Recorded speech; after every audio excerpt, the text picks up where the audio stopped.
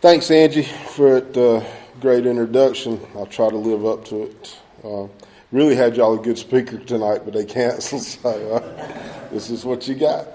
And so, man, I don't know. I'm just going to start by saying my name is Rob, and I'm an alcoholic. And get this out of the way early because when I tell my story, I got to tell my story. I'm also an addict, and drugs will be a part of my story. But I'll try to keep it respectful for AA because AA is what saved my life. I use both programs now, and the other one enhances my life. This is the one that saved my life. So I'm eternally grateful for Alcoholics Anonymous. I was born in Anson County a long time ago, and to a wonderful family. I mean, I had best parents, best grandparents, and I can't blame anything that happened with me down the road on anything in my childhood. It just wasn't there. I mean, they were good to me. They only wanted what was best for me, and that's what they gave me, what was best for me to the best of their ability. And I don't know, I'm just, I'll always be grateful for my family. They're still there for me. Never turned their back on me whenever I was going through what I went through for all these years. And I turned my back on them. There was times when I wouldn't even call them. And I went over a year one time, didn't even let my mom know where I was at when I was out there doing the things I was doing. And now, man, my mom's got cancer, and I don't know. It's I've spent the last 3 years making up for what I did all those other years, and and I'm grateful now that I think God brought me in the program, brought me in this last time so I would have this time with her, because if I was still out there doing what I was doing and knowing that I would end up losing my mom to a disease that I hate, and I would have a lot of regret. I had a lot of regret when my dad passed because of some of the things I did and was never able to make amends to him until after he was gone. And that was a tough one. Anyway, I had a very good childhood. The only thing with me is I was never satisfied with anything. It's like no matter what I had, I wanted more. I was addicted to more. I'm still addicted to more. It's just I try now to put that aside and be happy and content with what I have today. But I only learned that by coming into Alcoholics Anonymous. It's like I was never content. And I took my first drink when I was 13, I think. I was at a friend's lake house, and see, here's what they had. They had malt duck, Miller ponies, and something, champagne. It was like the worst of the worst is what they had, and but to me it was great because I didn't get really drunk the first time I drank, but it did give me that sense of everything's okay, and so I would every weekend after that first time I would go back up there and spend the weekend and drink on the weekend. That was my thing, and that was when I was about 13. His mom would go get it for us, which was kind of, I thought at the time that was great, But my family found out I was doing that, and they were just like not really fazed by it because everybody was doing it. It was just they just wanted me to be safe and not be in vehicles with people and stuff like that. So, but I drank on the weekends up until I got out of high school, and smoked a little marijuana while I was in. I did more smoking marijuana in high school than I did drinking, but it was just because it was available. It was always there, and I could actually do that at school a little bit. I couldn't drink at school because it'd be on my breath. I could go out at lunchtime and hit that and go back in. That's why my grades were terrible, because I was not straight. But anyway, life was good. I went to college. When I got to college, that's when I started drinking every day. That was my thing. I no longer had to be accountable to anybody. So I was on my own up there, and it was alcohol every day. It was like it started off in the evenings after I finished class and had dinner and everything. Then I'd start drinking. Eventually, it became I was drinking in the middle of the day. And if I had afternoon class, that got in the way of my drinking, so I had to do away with the class. But I was that guy that when I got drunk, if you invited me to your party, I got drunk, I was going to tear something up. I was going to be loud. I was just a dude that you didn't want around, And so it got to the point where people would be like, okay, you're welcome to come, but we're going to monitor how much you're drinking. And I was like, well, good luck with that. But I would always I was that dude that everybody be shaking their head the next day, telling me what I did. Like, I remember ripping the toilet seat off somebody's toilet and was wearing it around my neck one night. I remember being told I did that anyway. I remember getting boxes of cereal, being told I got boxes of cereal just all over a person's apartment. I was that guy, I was the kind of guy I wouldn't like, but that's what I did in college. So I never graduated college, by the way. I stuck around for about 3.5 years, because it was fun to me. At that point, my drinking was fun. It was, even though I had a serious problem and I was a blackout drinker, to me, I didn't have any consequences, so it was fun. But that changed later on. It ended up, when I quit school, I ended up getting married, and my wife didn't like me drinking, but it was just one of those things. I did it every day, and it's like, so I would leave her at home and I'd be out drinking. And then I got a next door neighbor that liked to drink like me, so I started drinking with my next door neighbor. And so at least I wasn't driving anymore. I was just right next door, but it didn't matter to her. I still wasn't home. So ended up losing that marriage over some crazy stuff I did while I was drinking in a blackout. But, just because I was in a blackout doesn't mean that she didn't find that was something I shouldn't have been doing. So I moved to Charleston, South Carolina not long after that. I got into the insurance business, and I was terrible at the insurance business. It was I didn't know how to talk to people. I was used to talking to people like I would on the street. I didn't know how to talk to people in a professional manner.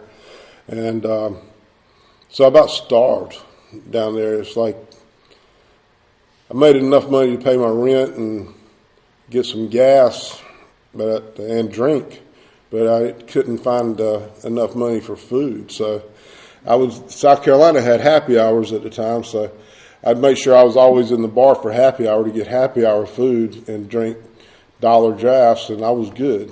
So that's what I did.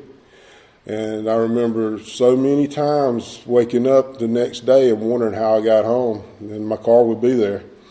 The door might be left wide open, but the car was there and I was there. And so many times I should have got pulled for a DUI, and I never did. And I never got a DUI, not yet anyway. Let's hope I never do. I see so many people's lives got messed up with those things.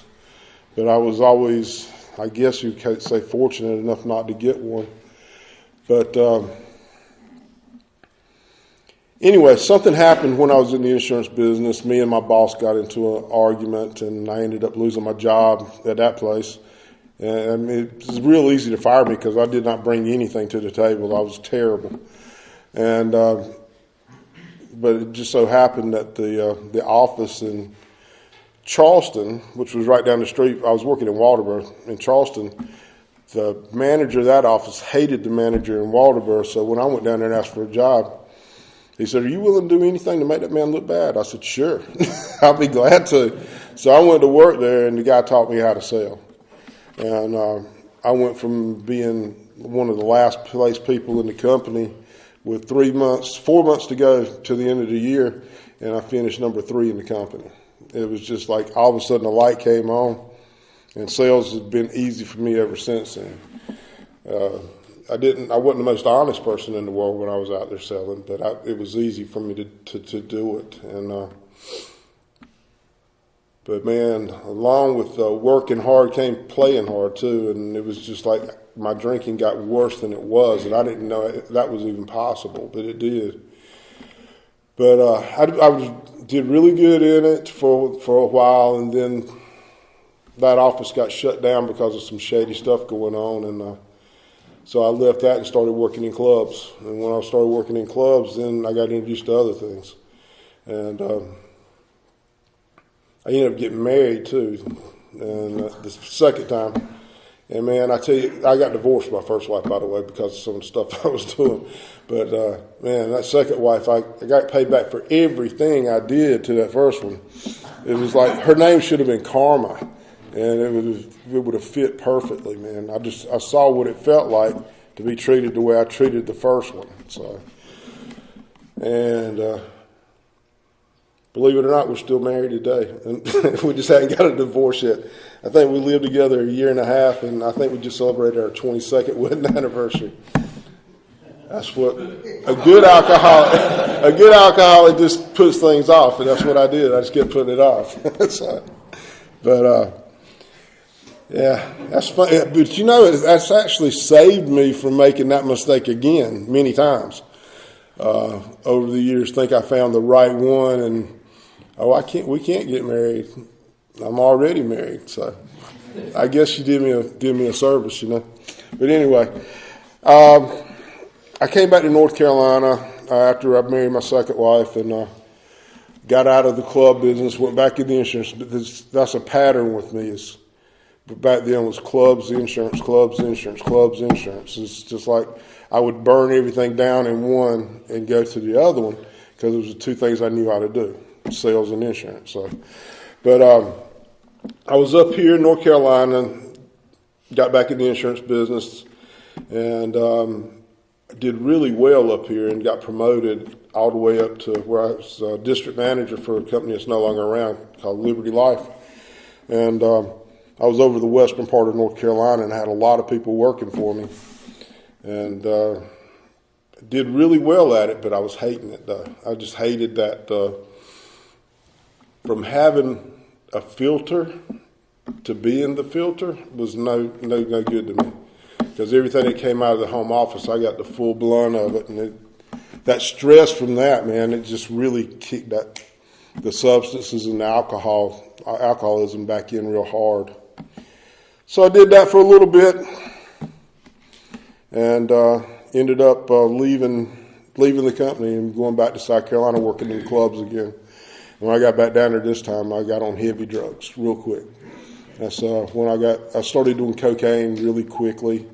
That lasted for a little while until I found meth and ecstasy and started doing them. Then I got on heroin, and after heroin's something that I actually quit doing. Went through the withdrawals and everything without going to detox or anything. It was hard, but I quit it. But I didn't really quit anything, because the same time I quit heroin's when I found crack. And man, that started about a 12-year run with crack every day. And it was as much as I could buy, as much as I could get on fronts, as much as I could buy with your money. I'd steal from you and take it to the pawn shop. I mean, I became a person that I don't know, man. I didn't recognize myself. I mean, if I look back on that now, I wouldn't recognize me. I stole from my family. I stole from everybody. I mean, nobody was safe, because if I was going to steal from my mother and my grandmother and my father, I would steal from anybody. So I started working in sales jobs, like at a well-known rent-to-own company and two well-known phone companies, and stole from all three of them. Got caught with two of them with what was the charges? Felonious obtaining property by false pretenses, carried 39-month sentence. The second one, my lawyer told me, he said, you're going to probably pull most of that. And I was like, really? I was like, man, I didn't kill anybody. But he didn't think that was funny, when I said that. But now I went to court expecting that day to go pull sometime anyway, because I was still on probation from the first one. And I don't know, man. I had a good friend of mine showed up at court with me. The guy used to be the director here, and he told him that he had known me for a long time. He'd seen me at my best, seen me at my worst, and said that I was not the same person. I'm skipped over the whole getting clean part, but I'm just going to tell you this first, then I'll go back to it. Wasn't the same person I was when I was out there. And the judge said, she gave me a prayer for judgment, believe it or not, that second one. So this program works. And it's only because I was doing the next right thing. It was totally unexpected, but I didn't have to pull any time at all. So it was great. Anyway, first time I went to treatment was back in 2009. And I went to Florida. And I went down there, and I had no idea about these programs, about Alcoholics Anonymous, Narcotics, any of the programs, and went in there. I had no clue what to do. I didn't really have willingness to learn at the time. I knew I needed to get away from the situation, the trouble I was in. That's why I went. And so I completed a 35-day program in Florida. And they flew me home after the program was over, and went right back in that same environment over in Anson County. I stayed clean about a week. At the end of 2 weeks, I was back full force, smoking crack every day, stealing, and it was just like I gotta get back down there. So I called them. They took me right back. So by the time I got back down there in the program, there were still people in there that came in while I was in there the first time. They were still there. So they kept me for 28 the second time because my insurance ran out after 28 days. This time I stayed in Florida, stayed in a halfway house, and did good for about 6 months, and relapsed. Then went back in, stayed another 6 months. So I put together 2 6-month stints while I was down there, and was doing really well. But I just wasn't ready yet. My mom, she was diagnosed with cancer back in 2010, and the best thing I could have done for her was stay in Florida and stay in recovery. But my disease told me I needed to come home and help her. It's just like, man, I came home and I about killed her. I really did. Just the worry and everything, her not knowing where I was at, what I was doing. I wouldn't answer my phone, and I'd call her when I needed something, and she would always give it to me because she didn't have any Al-Anon or Narcanon or whatever you call that. She didn't know how to say no to me because she knew if she didn't give it to me, I was going to rob somebody or steal from somebody. So she thought she was doing the right thing, But things got really bad, and I got arrested the first time. That's when I came here, right after I got arrested the first time. First time I came to Samaritan Colony, I don't know if I came because I was actually wanting help or if I was trying to stay out of jail. I don't know what the reason was. But when I came in here, I learned a lot. Just, they taught me everything. Taught me it was a disease. Taught me that, it wasn't a moral issue. I wasn't a bad person because I thought I was a terrible person. I didn't like myself at all. Matter of fact, I hated myself. I'd been wanting to quit for so long and didn't know how to. And I thought I was going to end up really making my mom go crazy or die out of stress. And she's my favorite person in this world, and I didn't want to hurt her, but I didn't know how to not hurt her. So anyway, I came in here the first time, learned what I could while I was in here, and I really worked it hard in here. And when I got out, I was like, man, I think I'm going to be okay. They said, why don't you go up to Moore County to one of our recovery homes? I like that idea, but I like my idea better. I think I'll be all right. I'm going back to Wadesboro for a little while and then get back down to Florida when I get this court case taken care of. And they were like, all right, go do it your way. We'll see you later. And that's what I did. I went back, and I was sincere about wanting to stay clean and sober and in recovery. And I ended up having to get a job again because my mom was letting me stay at her house because it was short term. Everybody thought I was going to be back in Florida because I got a huge recovery family down there. But the case kept they kept putting it off and putting it off and putting it off to the point where it's like it was continuance after continuance. I had to work. So I got a job. When I got that job, I started making money again. I started feeling better about myself again. And all of a sudden, my meetings and calling my sponsor and praying and all those things that I was taught to do in here weren't important anymore. It was like I've got to work as much as I can to make as much money as I can so I can move. And then one day, man, I don't know what it was. Something snapped in me. And I was in a where was that? I was in one of the Mexican restaurants here in Wadesboro. And the lady walked by with a margarita on a tray, and I was like, yeah, I want one of them. I said, I don't even like alcohol, because I had quit alcohol a long time before that. Everything, my devil at this time was cocaine, crack. That was my devil. So I was like, man, I deserve to have a drink. I'm doing all right. So I had one, and then that's the only one I had. I went home, and everything was good.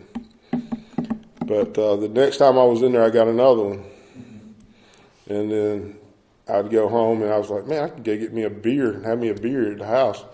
So it's just started that cycle because my disease is not going to come at me with a crack rock. It's going to come at me with something like a drink, because it knows what's coming later. So after about 2 weeks of thinking I was getting away with something, I woke up one morning and I was like, you done messed up and relapsed, man. Why don't you go get what you really want? And that's what I did. And I was back on it, man. I went and looked for my dope man all day long. I couldn't find him. I went back at work. Probably about 2 hours before the end of the day, he walked in the store.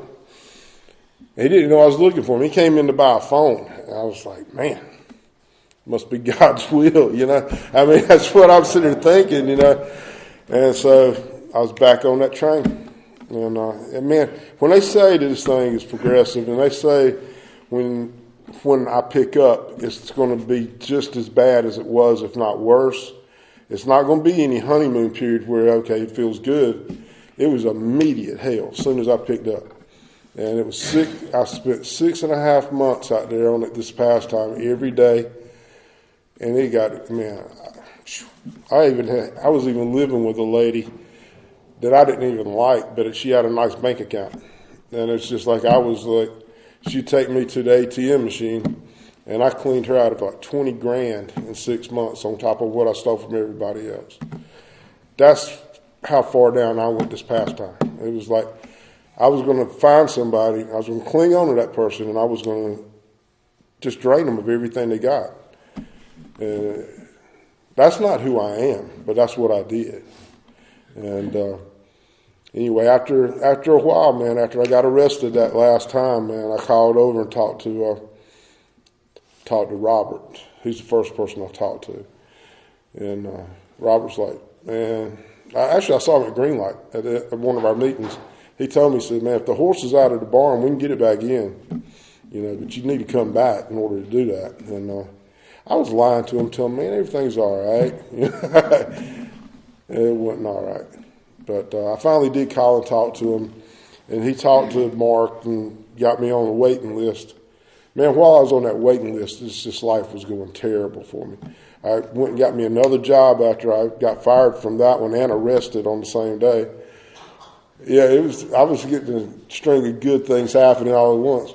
Went to work at this other job, and they hired me one day, fired me the next because my background check came in, and I called down here. Mark picked up the phone. I told Mark, I was like, man, dude, I don't know what I'm going to do.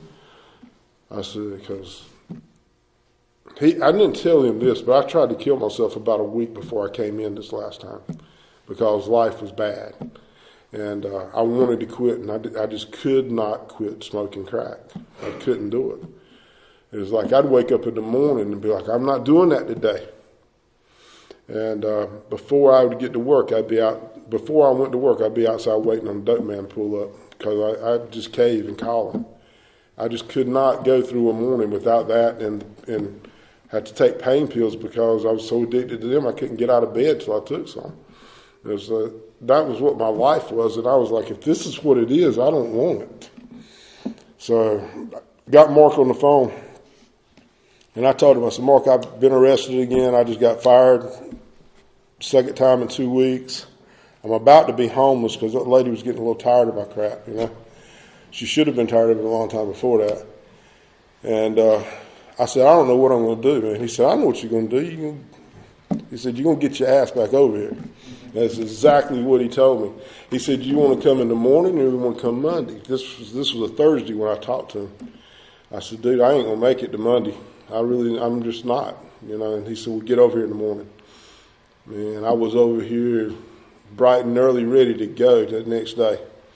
I called my mom. She let me stay there one night with the agreement I would be leaving the next morning. And so I stayed there, and my stepdad brought me over here the next morning early. And I came back in, man. I was so embarrassed because they had taught me everything I needed to do this thing.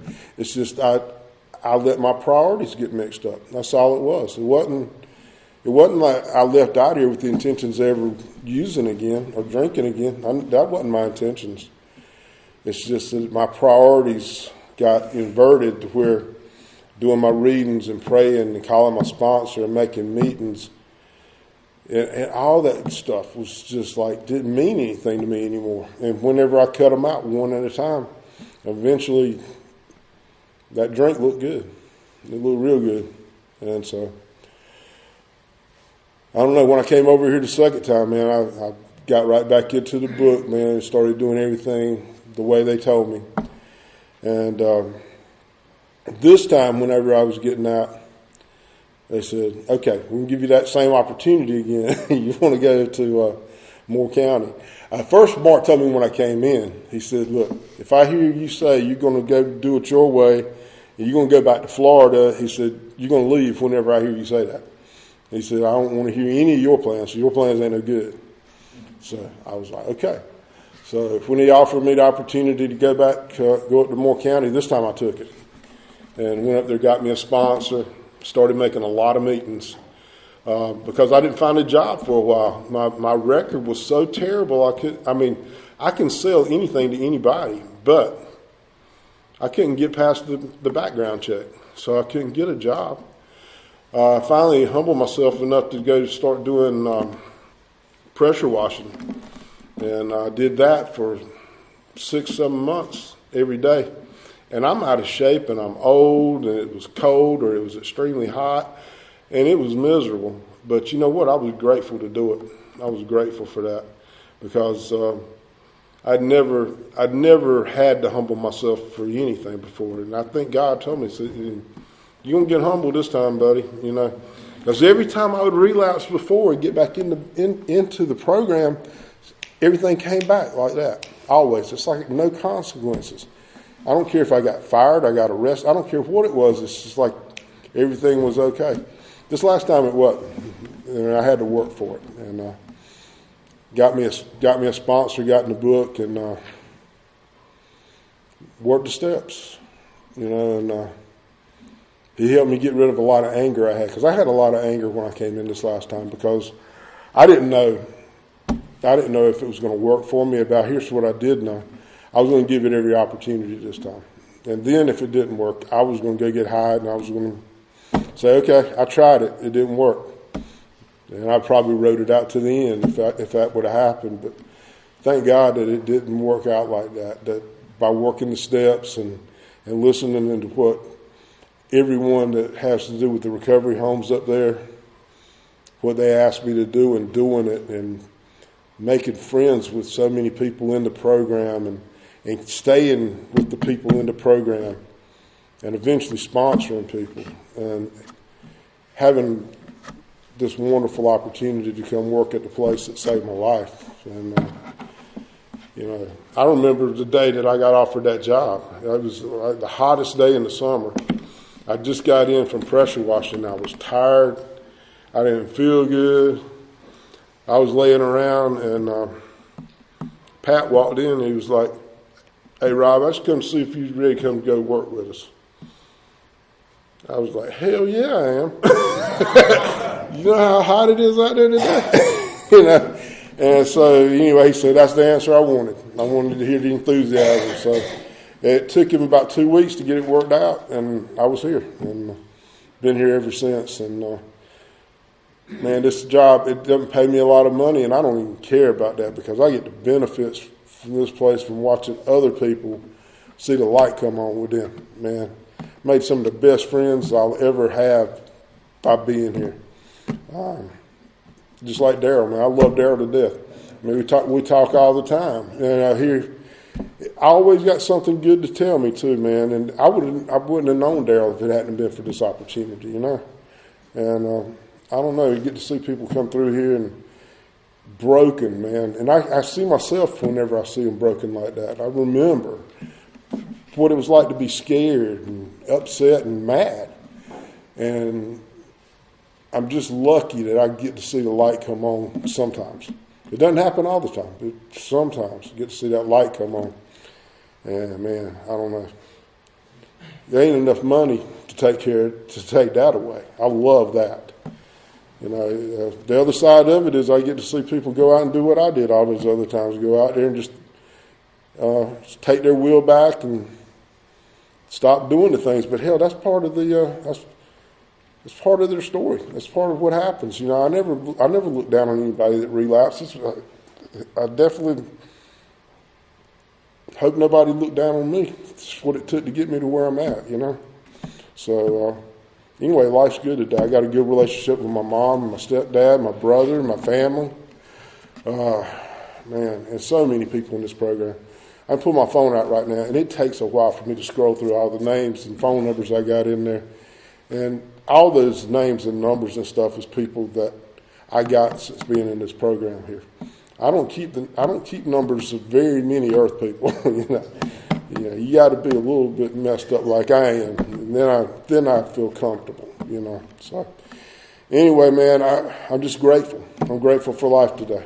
I really am, and I appreciate me for asking me to speak tonight. Thanks.